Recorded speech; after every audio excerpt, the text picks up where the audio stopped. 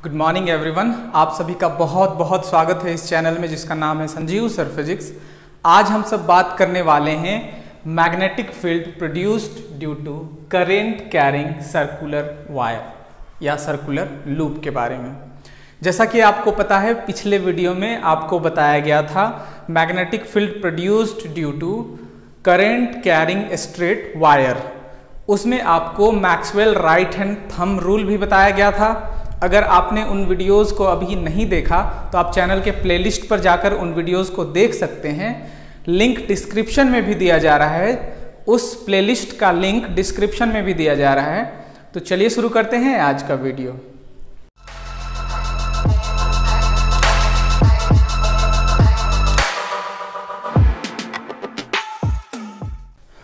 इस वीडियो में हम सब बात करने वाले हैं magnetic field produced due to circular loop और सर्कुलर वायर के बारे में। कब? जब उस पर कोई करंट फ्लो कर रहा हो। जैसा कि पिछला वीडियो में हम सब ने देखा था कि किसी भी वायर से जब करंट फ्लो होता है तो उसके चारों ओर मैग्नेटिक फील्ड प्रोड्यूस होता है।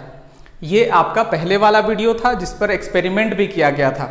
आप उस वीडियो को प्लेलिस्ट पर जाकर देख सकते हैं। लेकिन उस एक्सपेरिमेंट से आपका मैग्नेटिक फील्ड का डायरेक्शन का पता नहीं चला था। फिर पिछले वीडियो में हम सब ने देखा कि कैसे किसी भी वायर पर जब करंट फ्लो हो तो उसके चारों ओर मैग्नेटिक फील्ड का पता लगाएंगे।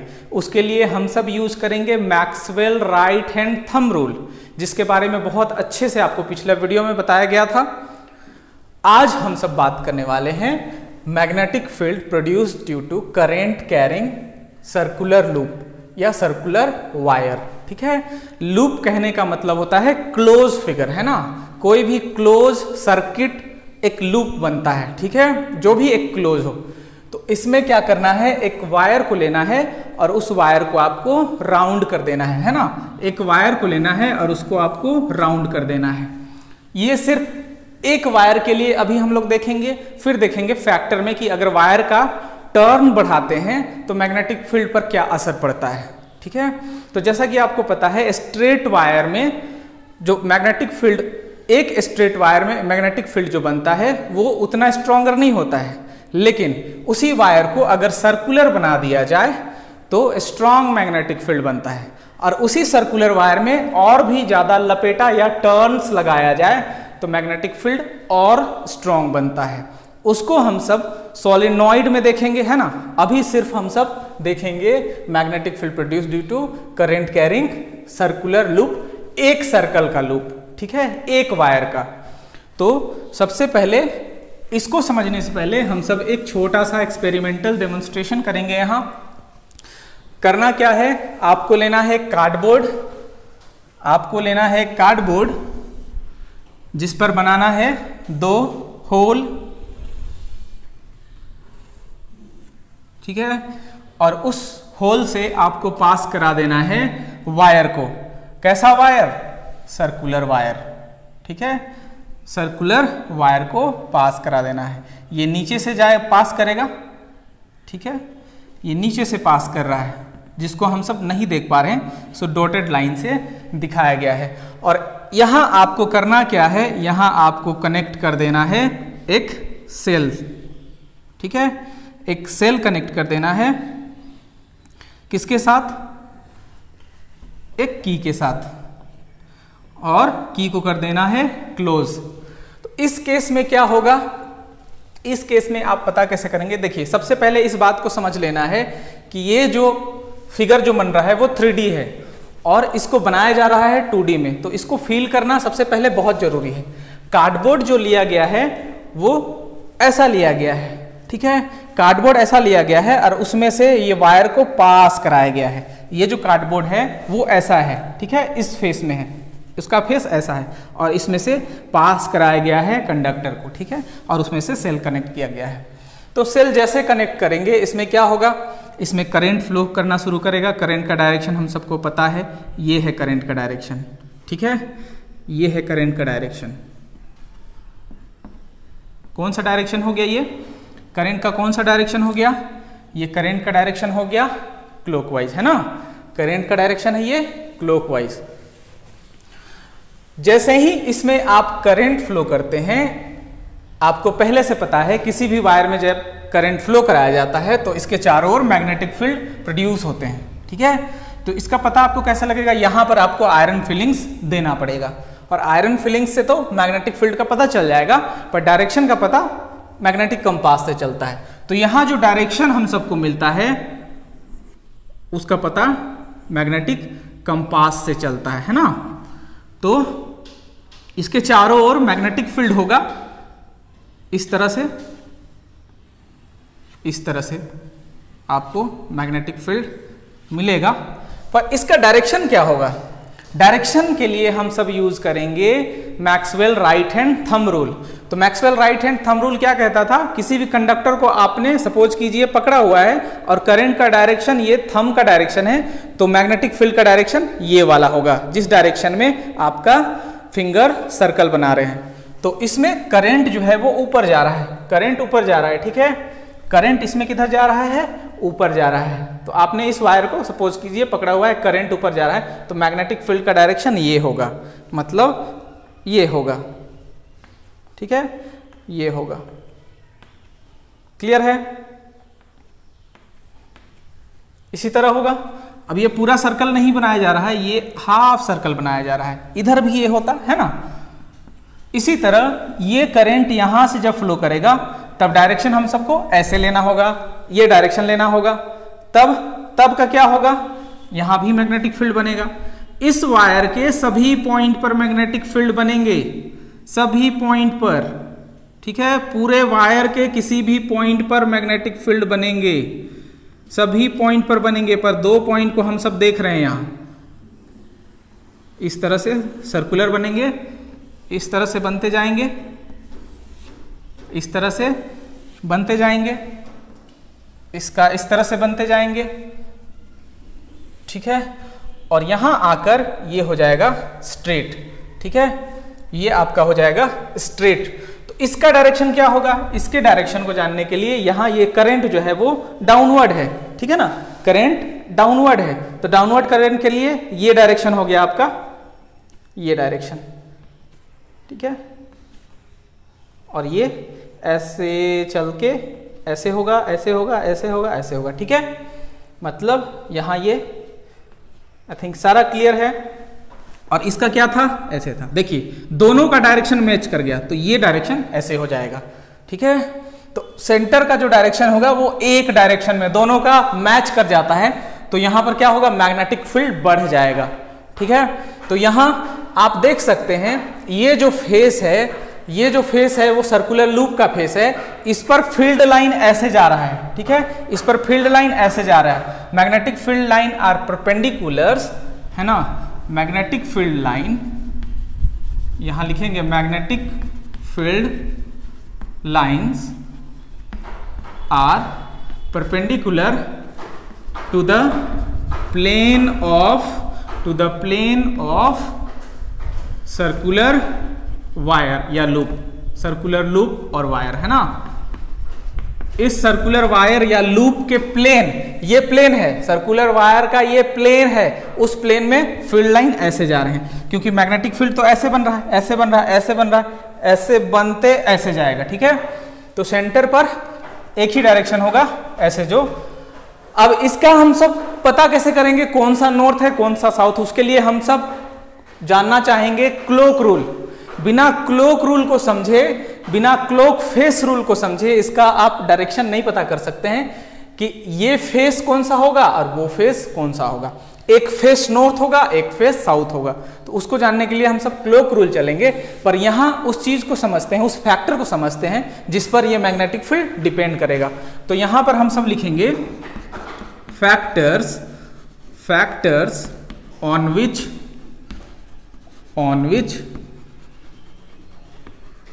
magnetic field produced due to current carrying circular wire depend, है ना। ये टॉपिक है कि यहाँ कौन सा फैक्टर है जिस पर ये मैग्नेटिक फील्ड प्रोड्यूस होगा, वो डिपेंड करेगा। पहला तो आपको पता है करंट, बिना करंट का मैग्नेटिक फील्ड नहीं होगा। पहला क्या है? Current.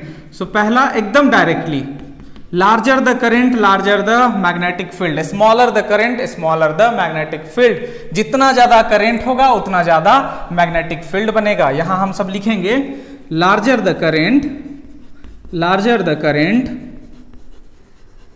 Stronger the magnetic field, stronger the magnetic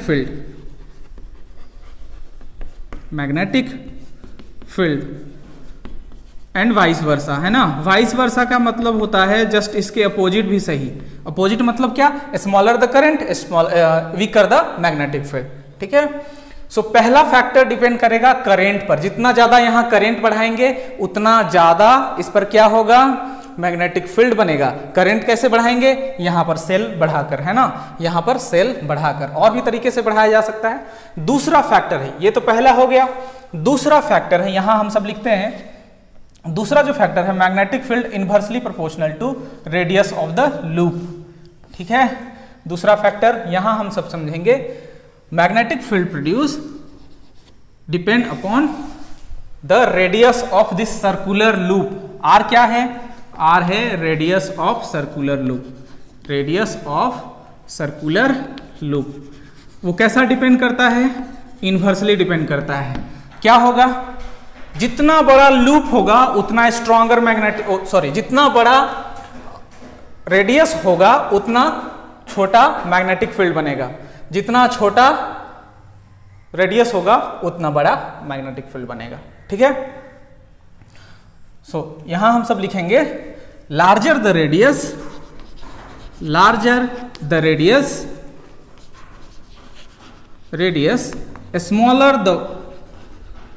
smaller या वीकर द मैग्नेटिक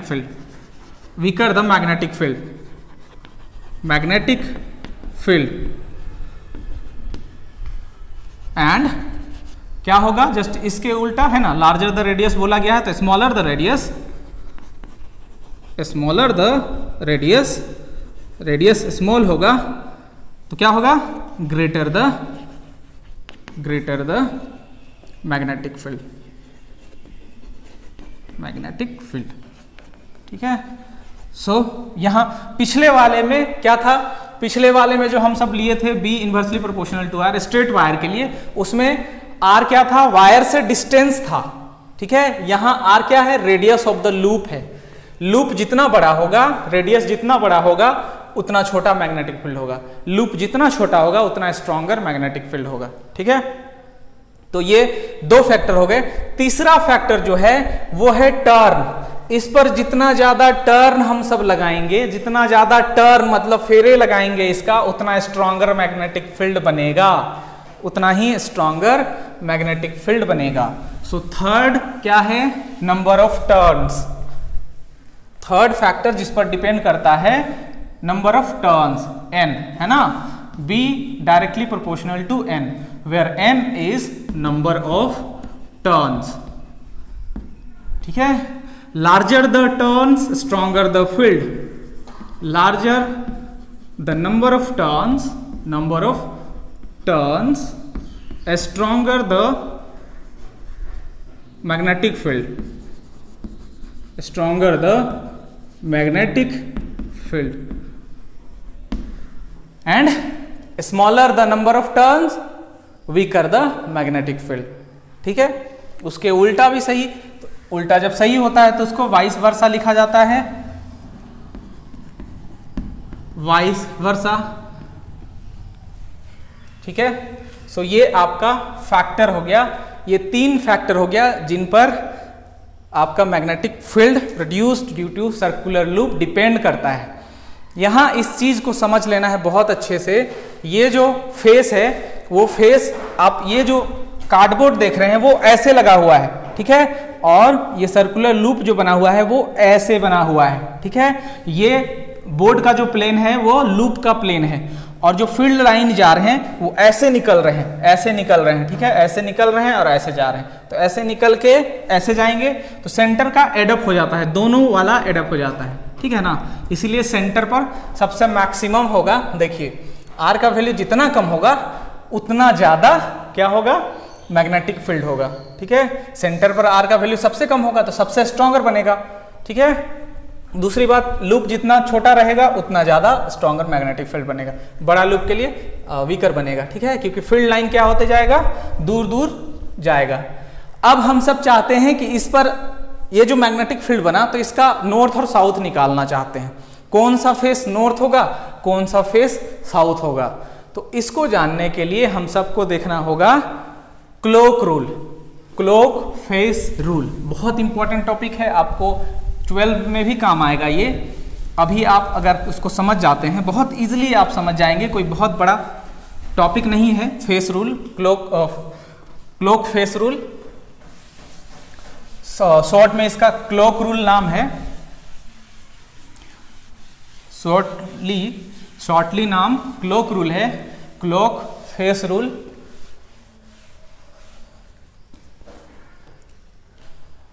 यहां हम सब शुरू करते हैं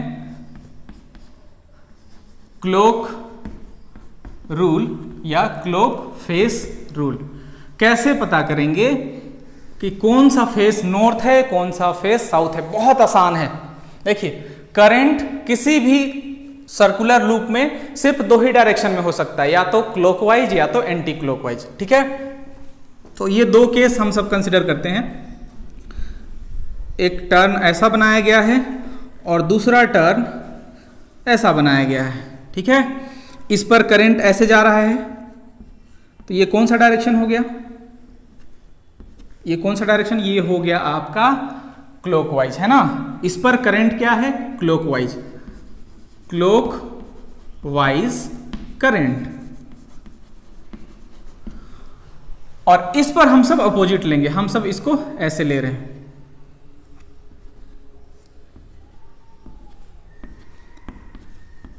ये कौन सा डायरेक्शन है, एंटी क्लॉकवाइज, है ना। ये क्लॉकवाइज करंट और ये anti clockwise current, anti clockwise current. इसमें क्या करना है, बहुत आसानी से आपको समझ जाना है, बहुत आसानी से आपको, इसको ट्रिक है। किसी भी सर्कुलर लूप में जब करंट क्लॉकवाइज हो तब आपको क्या करना है, क्लॉकवाइज हो तो एक ऐसा फिगर बनाना है। देखिए, ये मैच करा देना है। ठीक है, ये मैच करा देना है और इसको ऐसे मैच करा देना है। देखिए, ये आपका पकड़ में आ गया।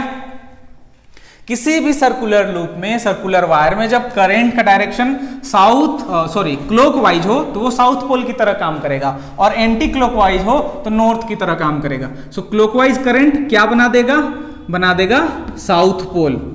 ठीक है, साउथ पोल बना देगा, और एंटी क्लॉकवाइज करंट कौन सा पोल बना देगा, नॉर्थ पोल बना देगा, है ना, नॉर्थ पोल बना देगा। बहुत आसान है याद करना, याद आपको इससे कर लेना है, ये डायरेक्शन को मैच करा देना है, या फिर आप सिंपली याद कर सकते हैं क्लॉकवाइज मतलब south pole, anti clockwise north pole. और याद करने का ट्रिक ये है। तो यहां हम सब लिखेंगे when the direction of current in a circular loop is कौन सा direction, clockwise, then this phase of loop behaves like कैसा बिहेव करता है, साउथ पोल की तरह। ठीक है, और इसका उल्टा भी सही है। कैसा, दूसरा, ये तो पहला हो गया इसके लिए, दूसरा हम सब लिखेंगे इसके लिए, है ना, इसके लिए। ये पहला है, फर्स्ट केस है, फर्स्ट के लिए, सेकंड इधर। तो सेकंड में हम सब लिखेंगे when the direction of current in circular loop is anti-clockwise, when the direction